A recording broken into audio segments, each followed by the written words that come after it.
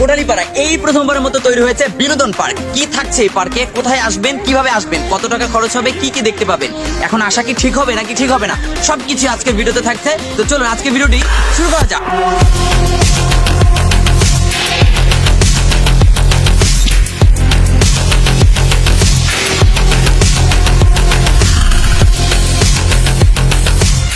কোলাহলমুক্ত নির্মল গ্রামীণ পরিবেশে সময় কাটাবার ইচ্ছে হলে চলে আসতে পারেন চন্দ্রিমা শিশু পার্কে। প্রথমেই বলে রাখি, পার্কের নির্মাণ কাজ এখনো চলছে। শুধুমাত্র ঈদ উপলক্ষে 2টা রাইড চালু করেছে। পার্কে ঢোকার এন্ট্রি ফি সম্পূর্ণ ফ্রি হলেও এই রাইডে চড়তে হলে আপনাকে জনপ্রতি খরচ করতে হবে 50 টাকা করে। আরও একটা জিনিস ফ্রি পাবেন, তা হলো সবুজ পরিবেশে নির্মল বাতাস। এছাড়াও পার্কে যাওয়ার পথে বা ফেরার পথে যে ভিউ পাবেন তাতেই খরচ উসুল হয়ে যাবে। কিভাবে আসবেন? পার্কে আসার রাস্তা সম্পূর্ণই পাকা। ভ্যান বা অটো, মোটরসাইকেল কিংবা প্রাইভেট কার সবকিছু নিয়েই আসতে পারবেন। ভাড়া মোটামুটি কোটালীপাড়া উপজেলা শহর থেকে যাওয়া আসা মিলিয়ে জনপ্রতি 100 টাকার আশেপাশে খরচ হবে। ধারাবাসাল বাজার থেকে অটো বা ভ্যান পাবেন।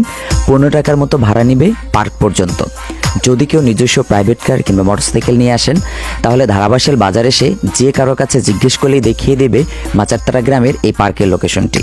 তবুও লোকেশন বলে দিচ্ছি, লোকেশনটি হচ্ছে কোটালীপাড়া উপজেলার কান্দি ইউনিয়নের মাচারতারা গ্রামে। আপাতত পার্কের আলাদা কোনো পার্কিং ব্যবস্থা নেই, তবে পার্কের ভিতরে মোটরসাইকেল রাখতে পারবেন। ভ্যান বা প্রাইভেট কার রাস্তার আশেপাশে রাখতে হবে। প্রথমেই বলেছিলাম পার্কের কাজ এখনো শেষ হয়নি। আগামী কোরবানির ঈদে পার্কের কাজ অনেকটা শেষ হবে। এবারের ঈদে 2টা রাইড দিয়ে সবেমাত্র শুরু করেছে।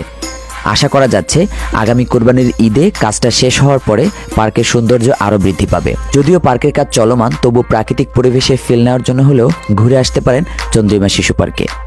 কি অবস্থা ভাই, কোটালীপাড়া এই প্রথম পার্কে আসলেন, কেমন লাগলো? ভাই অনুভূতিটা অনেক ভালো লাগতেছে, ফার্স্ট টাইম আসলাম।